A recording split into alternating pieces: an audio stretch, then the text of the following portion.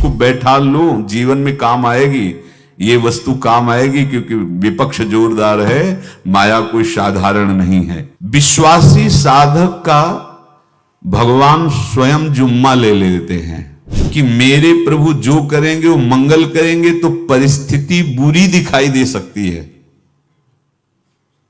परिस्थिति भयावह दिखाई दे सकती कि अब तो सब गया, ऐसा लगेगा, लेकिन वो बहुत बड़े के हाथ में नियंत्रित है परिस्थिति। देखते देखते उस परिस्थिति का परिणाम निश्चिंत, निःशुल्क और निर्भय कर देने वाला हो जाएगा। साधन पथ पे हम इनको आदर्श मानकर चले तो बहुत जल्दी आनंद आ जाए। अब हमें किसी भी अड़चन से कोई भय नहीं, किसी भी अड़चन से भय नहीं। आप ये खिलवाड़ मत समझे, किसी भी अर्थ कोई तुम्हें नहीं रोक सकता आप श्री जी से मिलने के लिए। साधक तीन बातें आरंभ से देखे कि हमारे जीवन में आ रही हैं कि नहीं। पहली बात, भगवान पर पूर्ण श्रद्धा विश्वास। अनंत ब्रह्मांडों के स्वामी हैं, काल भी उनके अधीन है। डरना क्यों भाई, किस बात का डर लगना है? अगर डर है, भय है, तो अभी श्रद्धा विश्वास स्वामी में नहीं है। अगर हमें हृदय में कष्ट अपना प्रभाव पहुंचाना चाहता है, तो जैसे कोई ठंडी से बहुत कांप रहा हो और माता दौड़कर आवे, अपने हृदय से लगा के अपने शरीर का ताप देकर उसकी ठंड को दूर कर दे, ऐसे प्रियाजू करती हैं, ऐसे प्रियालाल करते हैं।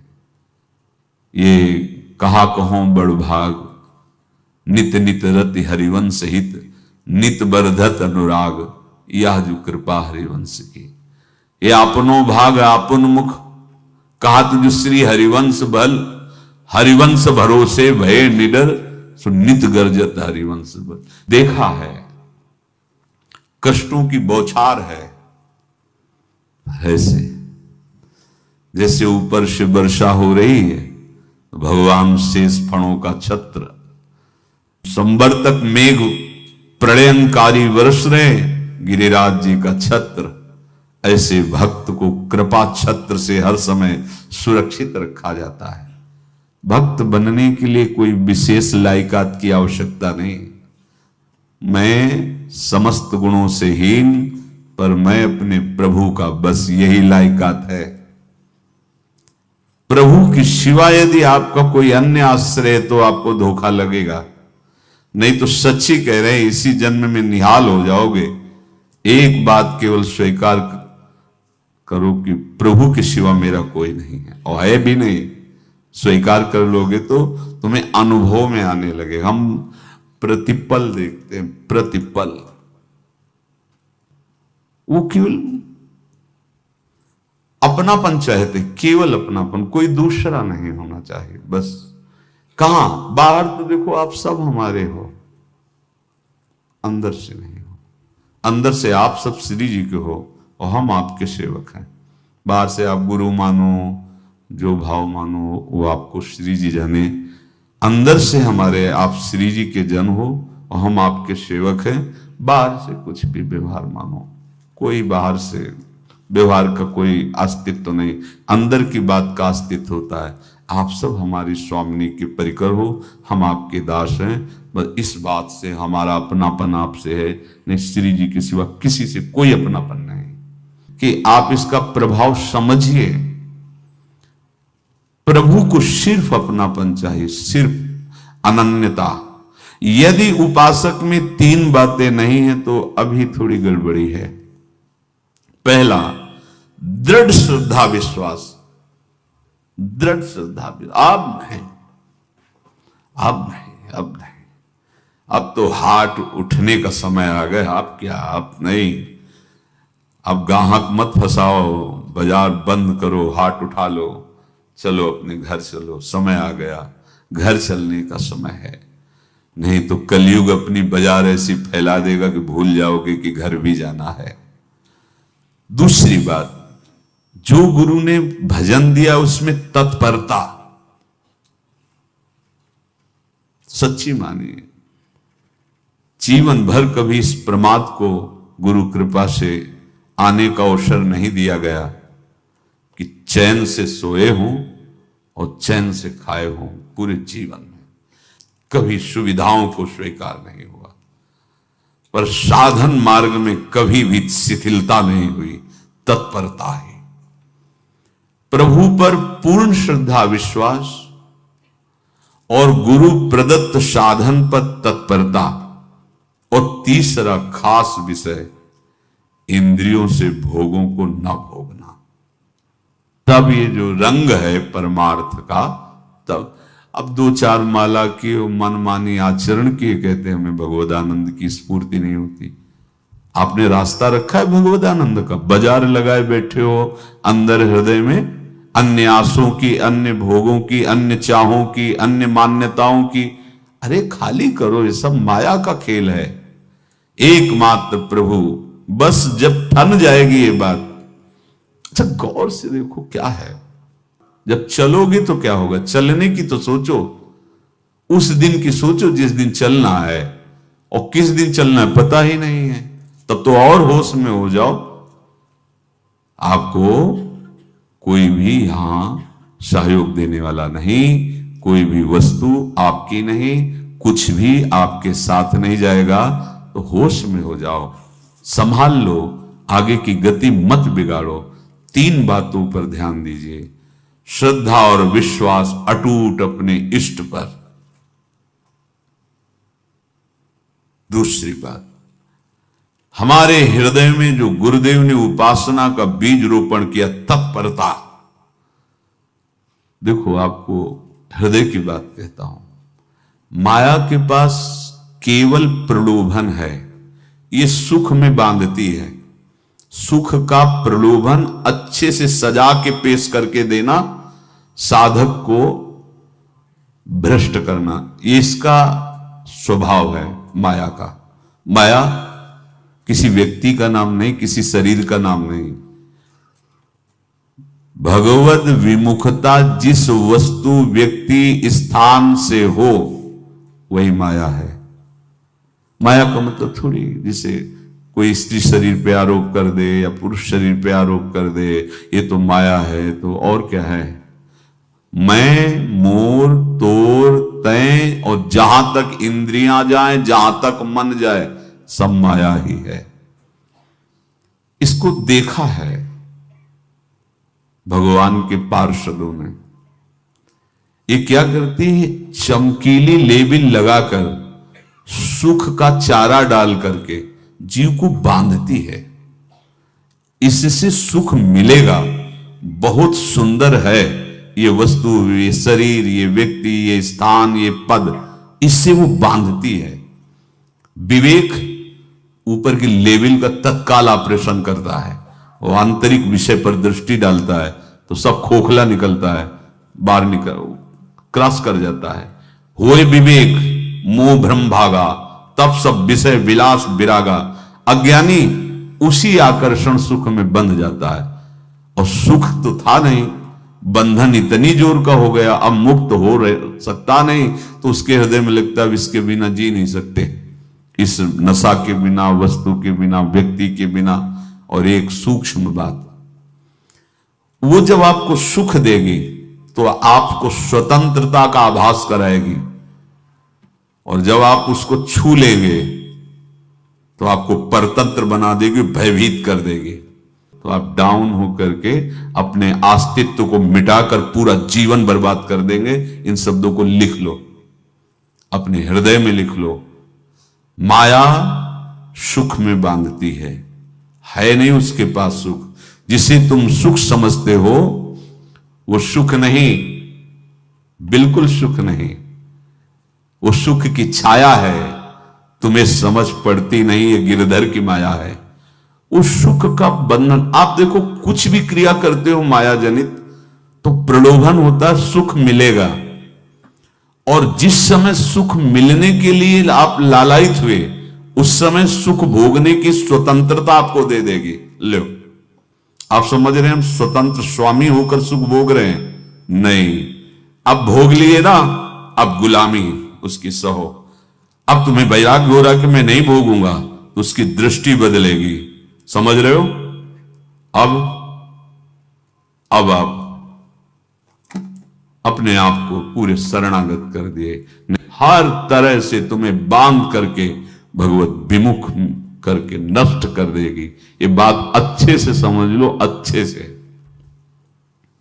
इस सुख का प्रलोभन देकर बांधती सुख है नहीं, क्योंकि आप उपासक हो। जब सुख में उतरोगे तो कितने दिन फिर आपको घृणा होगी कि अरे धिक्कार हमारे जीवन, फिर लौटने का चांस नहीं रहेगा। ध्यान से सुन लो, लौटने का चांस नहीं देगी माया। तुम्हारी ऐसी आंतरिक कमजोरी हो जाएगी, ऐसी वृत्तियां कमजोर हो जाएंगी कि तुम उस माया के इशारे पर नाचोगे, उसके विपरीत तुम बोलने की भी ताकत नहीं रख सकते। मान लीजिए, विषय चुगा जिन चुगे, कछुक चुगत सुख होए, फिर जो फांसी ऐसी लगे ते सम दुख न को। ये अनुभवी महापुरुष रसिक शेखर श्री ध्रुवदास जी महाराज कह रहे हैं। तो तीसरी बात का संयतेंद्रिय, दृढ़ श्रद्धा विश्वास भगवान पर, गुरु प्रदत्त प्रबल साधना में तत्परता, और इंद्रियों की गुलामी कभी स्वीकार न करना।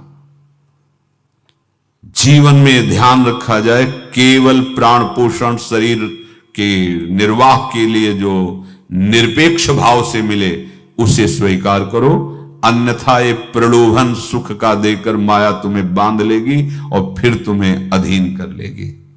कितने से मार्ग में उत्साहित होकर चलते हैं, पर गुरु कृपा पात्र ना होने के कारण, चतुर खिलाड़ी ना होने के कारण वो प्रलोभन में फंस जाते हो। फंस गए तो फिर मछली का कांटा जानते हो, ऐसे अब वो चाहे जितना हिले डुले, वो कांटा नहीं निकल सकता।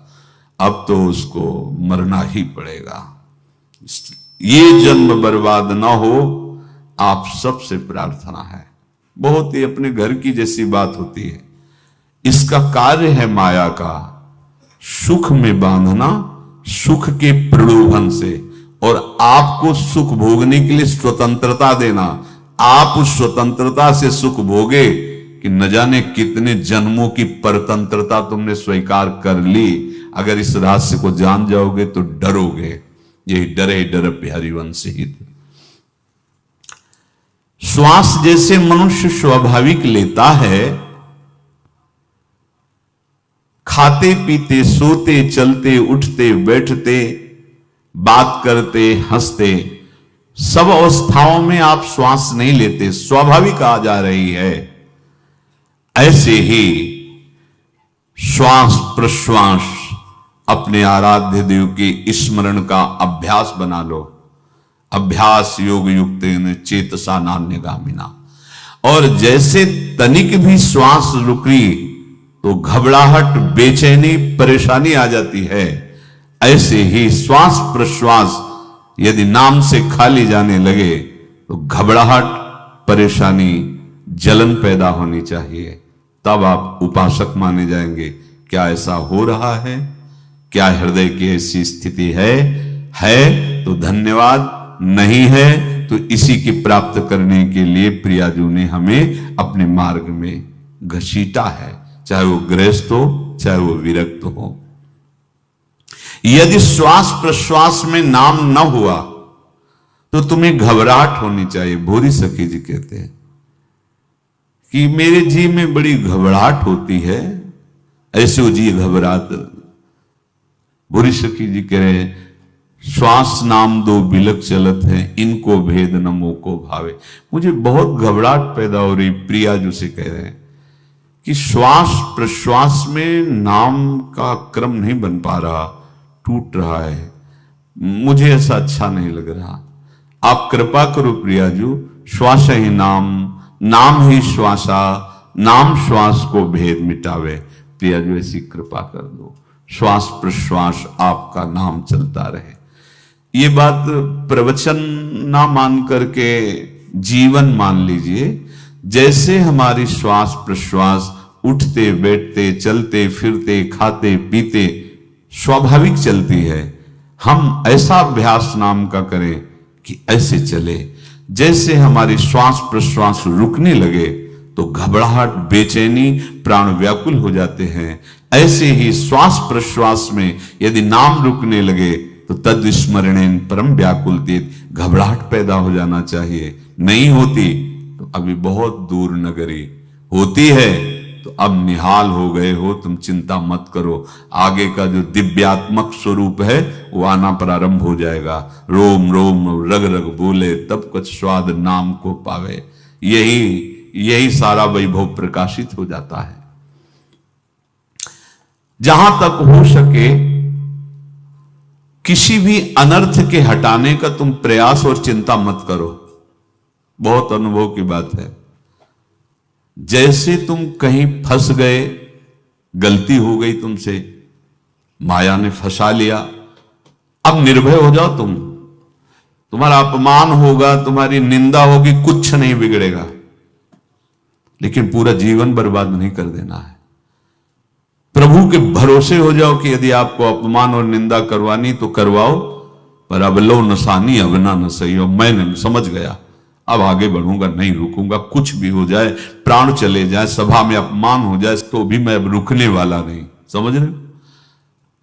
प्राप्त अनर्थ की निवृत्ति की चिंता में नहीं रहना तुम्हें। अगर तुमसे अनर्थ हो भी गया है तो तत्काल आगे बढ़ो। तुम्हारा इष्ट वो तो जान रहा है ना, तो पकड़ो उसी को। आप जान रहे थे मैं फिसल रहा था, आपने नहीं रोका ना, चलो अब आपके ऊपर है। आप चाहे अपमान करवाओ, चाहे निंदा करवाओ, चाहे आप हमारा ये शरीर छुड़वा दो, अब मैं आपको छोड़ने वाला नहीं। बिल्कुल ये बात पकड़ लेना। ये जीवन में कई बार ऐसे अवसर आते हैं जहां हमारी भक्ति को बाधित करने के लिए माया ऐसे कांटे फैला देती है और हम असमर्थ हो जाते हैं, हम दब जाते हैं। कुछ गड़बड़ नहीं होगा, मृत्यु से ज्यादा कुछ गड़बड़ होने वाला नहीं। जो गड़बड़ हो गया अब दोबारा होगा नहीं, और उसमें हम दबेंगे नहीं, हम उसे क्रॉस करके आगे बढ़ेंगे भगवत मार्ग। कुछ नहीं होगा, विश्वास करना। वो ऐसे फूल जैसा निकाल के तुम्हें अलग कर देंगे। विश्वास रखना, विश्वास रखना। इस बात पर हम जोर दे के कह रहे हैं, नहीं फंस जाओगे, फंस जाओगे। कभी इष्ट गुरु से छुपाव मत करना कि अगर ये जान गए तो। नहीं, जानो, तुम जानो। क्यों जाने? गलती तो तूने की। अगर हमारी गलती है तो आपकी भी गलती है। कैसे? छोटा बालक जब गिरता है, मां दौड़ के उठाने जाती है ना, तो पहला रोष दृष्टि उसकी मां की होती है। अब तो उठा रहे हो, और जब गिरने जा रहे थे तब क्यों दृष्टि नहीं डाली? अगर पकड़ लेती तो गिरता ही क्यों नहीं? तुम्हारी मायाबाजी पसारी विचित्र, सुन मुनि मोहे काकी कोड़, कह हरिदास तुम्हारे हम जीते। तो ये अपने संबंध बल से बात कर रहे हैं।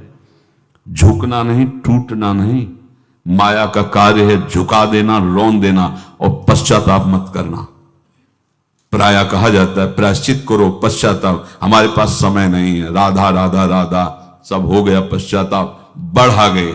नहीं तो इसी चिंता में गलती हो गई, गलती हुई तब समय नष्ट हुआ।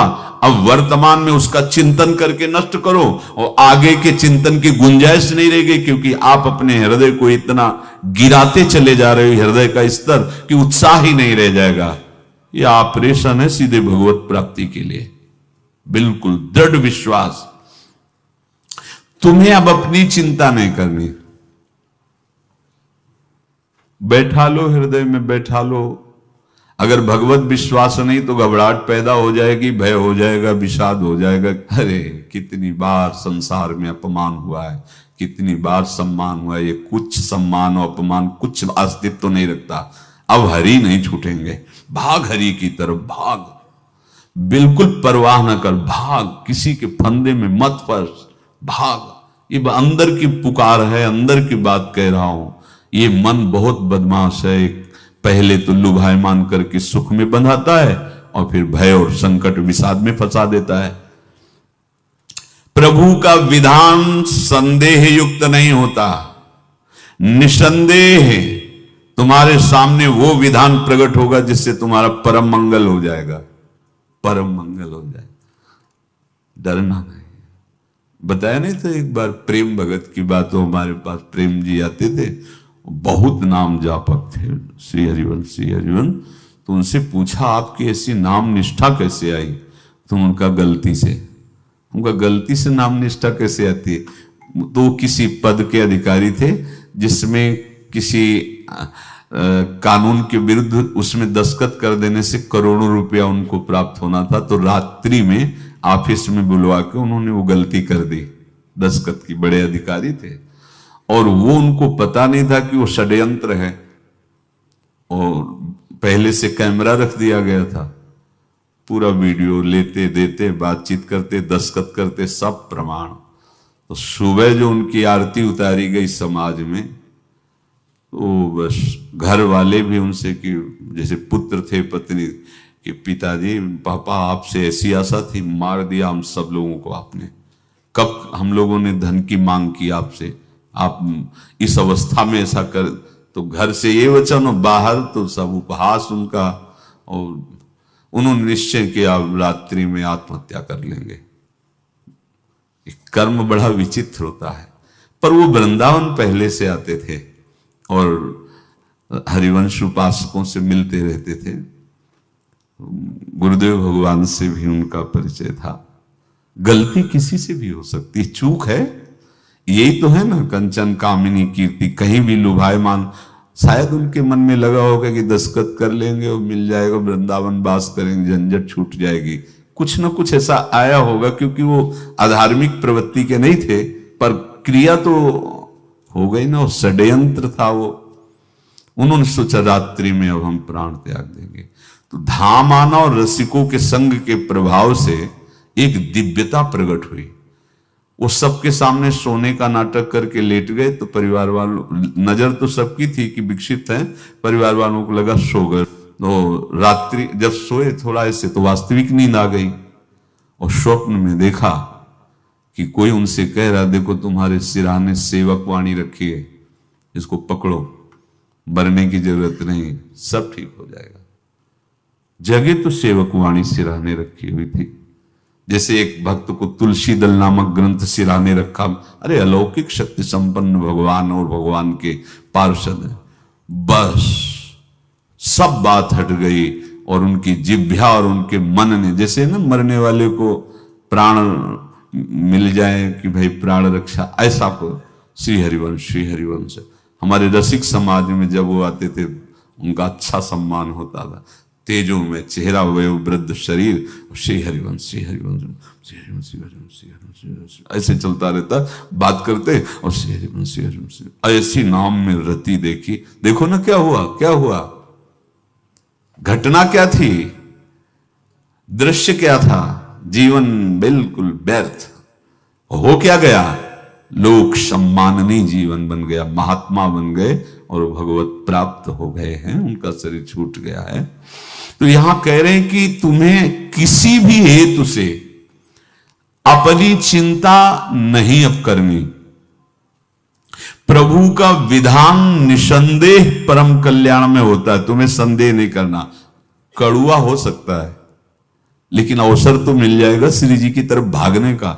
हम अपने को अच्छा साबित करने के लिए पूरा जीवन लगा दें, नहीं भाई, हम नीच आचरण वाले पर हम भागेंगे प्रभु की तरफ, लोक पावन करने वाले महात्मा बन जाओगे। सतरति शा लोकांत, इसको बैठा लो, जीवन में काम आएगी, ये वस्तु काम आएगी, क्योंकि विपक्ष जोरदार है, माया कोई साधारण नहीं है।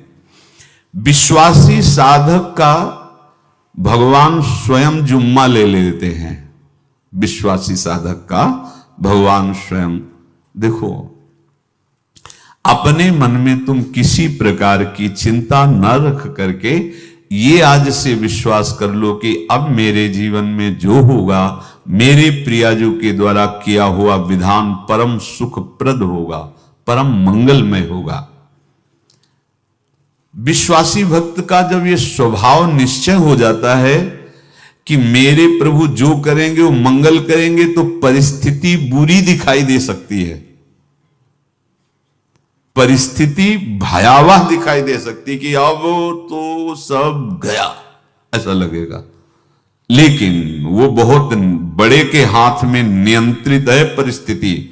देखते देखते उस परिस्थिति का परिणाम निश्चिंत, निःशुल्क और निर्भय कर देने वाला हो जाएगा। भयभीत मत होना। बहुत ही अमृतमयी बातें हैं, अगर अपने साधन पथ पे हम इनको आदर्श मानकर चले तो बहुत जल्दी आनंद आ जाए। किसी भी अड़चन को तैयार रहो, ये काल क्षेत्र है, मृत्यु क्षेत्र है। कुछ भी, कभी भी, कहीं भी, कैसे भी, सबके सब मर सकते हो। अभी यही खंबा टूट जाए, बिल्डिंग गिर जाए, सब मर जाओगे। कहां जाओगे? जहां ऐसे सुन रहे हो ना, ऐसे निकुंज में चलेंगे। अब हमें किसी भी अड़चन से कोई भय नहीं, किसी भी अड़चन से भय नहीं। आप ये खिलवाड़ मत समझे। किसी भी अर्थ कोई तुम्हें नहीं रोक सकता आप श्री जी से मिलने के लिए। ये आगंतुक भय एक स्वाभाविक होता है। जैसे पूज्य श्री मंगनानंद जी सरकार सेनपुर, बहुत उच्च कोटि के ब्रह्मलीन महापुरुष, तो एक चौकी पर ऐसे बैठे हुए थे और बहुत से ऐसे संतजन परमहंस सब बैठे हुए थे और ब्रह्म चिंतन के विषय में चर्चा चल रही थी। तो एक संत आगंतुक आए ऐसे गंगा किनारे। तो उस समय स्वामी जी कह रहे थे मंगनानंद जी कि एक होता है विचार भय, वो संतों में कभी नहीं होता है, और एक होता है तात्कालिक भय, वो सबको व्याप्त हो जाता है। तो उन्होंने कहा कि स्वामी जी, वैसे हम आपका आदर करते, लेकिन इस बात पर हमारा मतलब मन नहीं बैठ पा रहा है कि जो ब्रह्म स्वरूप को जान गया उसको विचार भय तो होगा ही नहीं, लेकिन स्वाभाविक भय कैसा हो सकता है? तो सिद्ध पुरुष थे। उनका स्वामी जी बैठो, प्रसंग पूरा होने के बाद फिर आपका उत्तर हो जाएगा। ऐसे चौकी लगाई, बैठे, और बैठे थे बट वृक्ष के नीचे। तो एक जैसे बाज है, गीद पक्षी है, उस समय तो वो संध्या का समय था, आके ऐसे जे ही बैठा तो खरबर खरबर वो डाल, तो महाराज चौकी के नीचे हो गए जो गंगा किनारे से आए थे ना। तो कहा स्वामी जी, ये विचार भय है या स्वाभाविक भय है या आपको ब्रह्म चिंतन या ब्रह्म बोध नहीं? तो हंस दिए, बोले उत्तर मिल गया। ये स्वाभाविक, जैसे अभी बंदर चीख दे तो सब घबरा जाओगे ना, विचार भय नहीं है ये आगंतुक स्वाभाविक भय। भय विचार भय कि अब जो है ऐसा होगा, ऐसा हो सकता है, नहीं नहीं, वो वही प्रसंग चल रहा है। भगवान प्रमाण देते चले जा रहे हैं। देखो, कोई भी भय, कोई भी अड़चन अब तुम्हारा अमंगल नहीं कर सकती, पक्का मान लीजिए। डरो मत। देखो, इसमें इसीलिए प्राणों की बाजी लगा के, अब हमारे प्राण नहीं हैं, हमारे प्राण प्राणनाथ को समर्पित हैं।